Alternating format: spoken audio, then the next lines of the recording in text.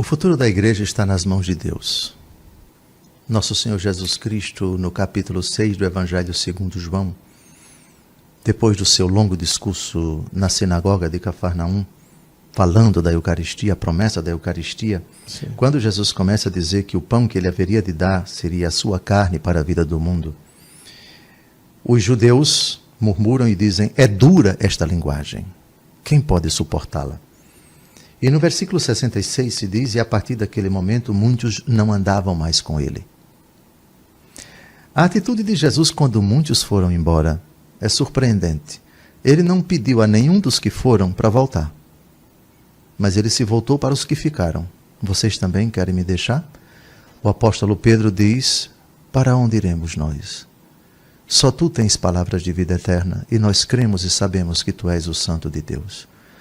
Há dois motivos que podem justificar a evasão de pessoas na igreja. Eu não digo evasão de fiéis. Em 2000 anos a igreja nunca perdeu um fiel. A igreja perdeu infiéis. Bom, então, a perda, a evasão de pessoas da igreja pode ter como causa boa a linguagem dura. Não se tergiversa a doutrina, não se barganha com o mundo, não se trai o Evangelho, não se deturpa o Evangelho, não se acoberta o Evangelho, não se enfraquece o Evangelho. É aquela linguagem, pronto. Se eu pregasse um Evangelho diferente, ainda que eu fosse um anjo, eu seria anátema. Qualquer um de vocês que pregar um Evangelho diferente desse que nós pregamos, seja anátema. É assim que começa a carta aos Gálatas, capítulo 1. A única carta onde o apóstolo não faz elogios aos seus destinatários. Pois bem, então a igreja deve se voltar sempre para Cristo e deve compreender que ela é portadora de uma mensagem que não é dela. E uma mensagem dura, sempre atual. Céus e terra passarão, minha palavra não passará. Meus prezados, neste grupo e também nos outros grupos que eu participo, existe liberdade de expressão e também liberdade de opinião. Aqui, o que eu estou vindo fazer é apenas a minha opinião. E, portanto, ouve quem quer, e quem ouvir poderá aprender alguma coisa, ok? E eu resolvi fazer um vídeo, ou seja, não apenas um áudio, resolvi fazer, para que também possa passar para vocês as expressões e a impressão do quanto isso é valioso para mim e de por que eu assumo essa posição, ok? Eu estou fazendo esse vídeo para explicar a minha posição como católico. Ou que espécie de catolicismo eu adotei, ok? Então, ao longo do vídeo, sempre que eu usar a expressão meu catolicismo, já sabe que é a forma como eu creio, como eu vejo o catolicismo, ok? Então, sempre assim, o meu catolicismo. Bom, o meu catolicismo, ele é o catolicismo pré-vaticano. O que é pré-vaticano? É antes do Vaticano II. Do Vaticano II para cá, já não tenho consideração por ele. Então, o meu catolicismo vai dos apóstolos, desde que Jesus fundou a igreja, até o Vaticano II. Do Vaticano II para cá, eu já tenho uma série de desconfianças e também uma série de, como é que se diz, precauções contra a mensagem da igreja atual, ok? Até o Vaticano II, do Vaticano II para trás, praticamente tudo a gente pode receber sem medo, receber com confiança, né? E do Vaticano II para cá, o que é que aconteceu? Os ares do mundo começaram a entrar na igreja, o mundanismo ou secularismo, e pior, entrou uma tal de uma teologia da libertação, que na sigla seria ATL. Então a ATL entrou, e a partir da ATL, o que é que a igreja fez? Ela abriu-se para o mundo, mas abriu-se de maneira negativa. De maneira negativa. Ela não fez uma abertura, por exemplo, para ficar a favor das escolas cívico-militares, não. Ela fez uma abertura para acentuar o rigor da moral cristã, não. Ela fez uma abertura para levar as pessoas a serem mais fiéis à igreja, não. Ela fez uma abertura para agradar o mundo. Agradar o mundo. Ela esqueceu que ela nasceu, foi fundada por Jesus para agradar somente a Deus. E é este agrado a Deus que vai fazer a igreja ser forte, e ser imortal, e ser duradoura. E é exatamente a igreja pré-vaticana que para mim é imortal. para mim é imortal. Já a do Vaticano para cá, ela para mim é natimorta. Ela já nasceu praticamente morta. Porque ela passou a desviar as mensagens do Evangelho, tirando daquele rigor da mensagem de Jesus, da mensagem dos Evangelhos, e passou a ser uma coisa leniente, uma coisa, vamos dizer assim, bajulatória, uma mensagem mansa, uma água com açúcar. E a rigor para nós católicos isso não seria, vamos dizer assim, tão grave assim. Mas uma mensagem dessa, uma mensagem mansa, que entra num mundo como este, num mundo de depravados, num mundo de libertinagem, num mundo hedonista, então você levar uma mensagem mansa, uma mensagem dócil, uma mensagem, vamos dizer, leniente, que passa pano em tudo, então isso aí é como que estivéssemos, vamos dizer assim, aprovando o estado do mundo. É como se a igreja estivesse dizendo assim, eu aprovo o comportamento de vocês. Vocês podem ser libertinos, vocês podem brincar à vontade. Você está entendendo? Então a igreja não podia ter essa face, digamos assim, essa face aberta e essa face condescendente, que aceita tudo, não podia ter essa face para o mundo. Por quê? Porque ela vai incentivar, ou seja, estimular a que as pessoas vivam as suas vidas de pecado. Então, em razão disso, mesmo as mensagens da Bíblia, mesmo as mensagens do Evangelho, que são aparentemente tolerantes, a gente tem que ter cuidado hoje em dia, eu estou falando apenas para o hoje em dia, então para hoje em dia a gente tem que ter cuidado até em passar as mensagens tolerantes da Bíblia, porque a nossa mensagem poderá estar caindo nos ouvidos, e sempre cairá, nos ouvidos de alguém que tem algum pecado que está guardando, cultivando, né, e vive aquele pecado, de certo modo, até confortavelmente, e nós então, quando a gente passa pano, quando a gente faz uma mensagem dócil, uma mensagenzinha mole, a pessoa continua ali e de lá não sai. Compreende? Então, o nosso cuidado é para evitar que as ovelhas fiquem, como se diz, nadando confortavelmente na sua piscina. Me lembro agora da música do Cazuza, na sua piscina que está cheia de ratos. A pessoa continue vivendo como quer. Nós temos que evitar isso.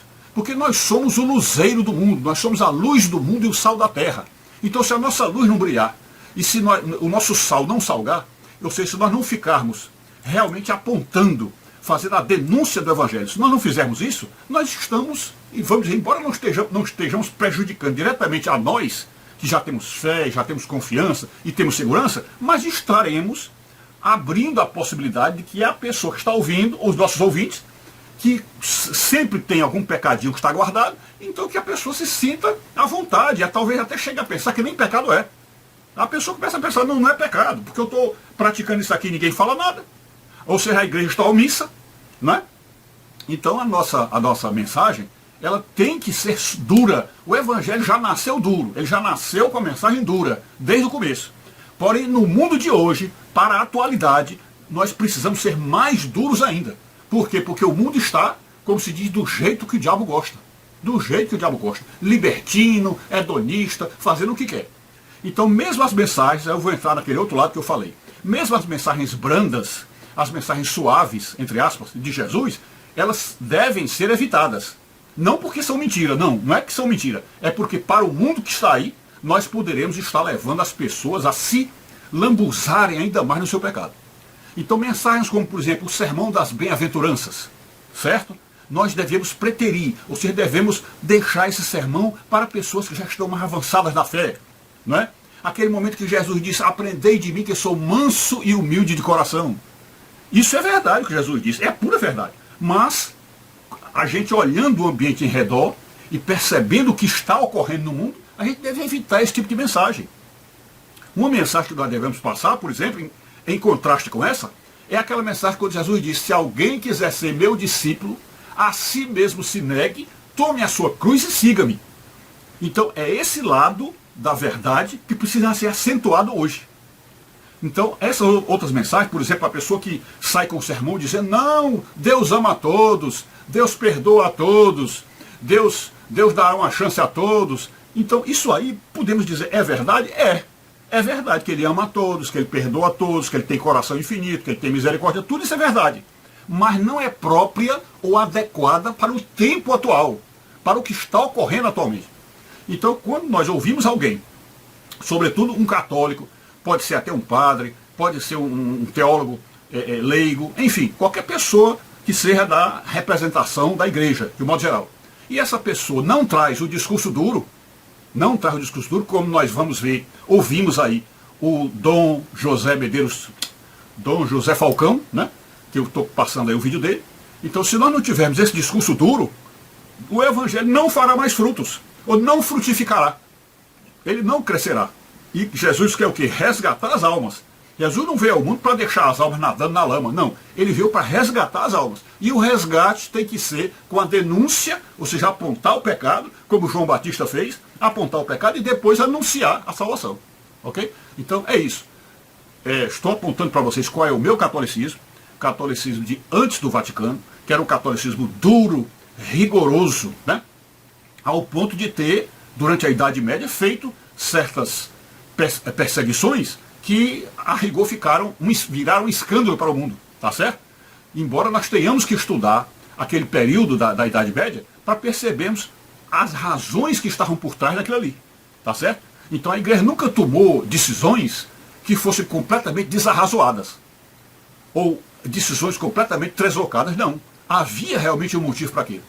Então o que acontece é que o mundo foi passando, o tempo foi passando, e chegou um momento em que, ninguém sabe de onde veio essa consciência, mas eu imagino que seja do inferno, de que não, nós precisamos abrir, nós precisamos fazer um ecumenismo amplo, tá? E ao ponto de que hoje a igreja está fazendo relações, vamos dizer assim, relações intrínsecas, né, de reciprocidade entre o Islã e o cristianismo.